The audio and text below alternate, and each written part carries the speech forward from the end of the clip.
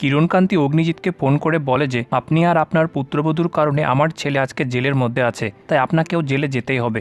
রত্নাকে খুঁজে পেয়ে গেছে আমরা, এবার প্রথমে আপনাকে জেলে পাঠাবো, তারপর আমাদের টার্গেট হবে গীতা এলএলবি। যেটা শুনে অগ্নিজিৎ রেগে গেলেও কোনো ফল হয় না, কারণ কিরণকান্তি হুমকি দিয়ে ফোনটা কেটে দেয়।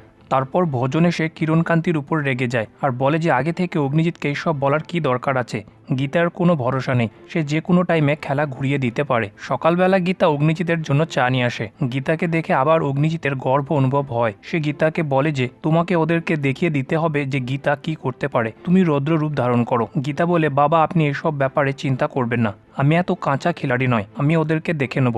আপনাকে শুধু আমার একটা কথা শুনতে হবে, আপনি আজ থেকে আমাকে বৌমা বলে ডাকবেন। যেটা শুনে দুজনেই হেসে ওঠে। গীতা রত্না আর অতসীর কাছে এসে তাদের দুজনকে ভালো করে বুঝিয়ে দেয় যে তাদেরকে এবার কি কি করতে হবে। গীতা যখন সব বোঝাচ্ছিল, অতসী গীতার কথাগুলো লুকিয়ে তার ফোনের মধ্যে রেকর্ড করলে গীতা তাকে ধরে ফেলে আর বলে যে এসব চালাকির কোনো ফল হবে না, তুমি কোর্টে উপস্থিত না হওয়া অবধি এখান থেকে কোথাও যেতে পারবে না।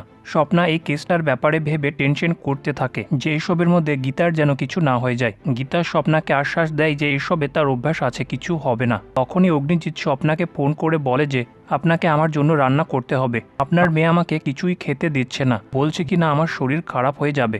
যেটা শুনে স্বপ্না হাসতে শুরু করে। তারপর অগ্নিজিৎ কি কি খেতে চায় সবকিছু স্বপ্নাকে বলে আর গীতাকে বলতে নিষেধ করে।